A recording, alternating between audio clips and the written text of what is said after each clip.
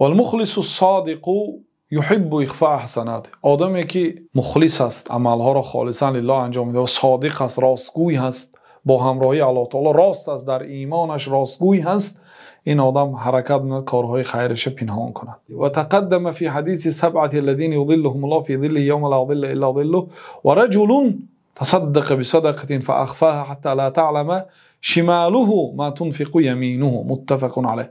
و در مبحث های بالای کتاب گذشت که حدیثی 7 نفر شخصیت هایی که روز قیامت در زیر سایه الله تعالی قرار میگیرن، روزی که غیر سایه الله تعالی دیگر سایه نیست.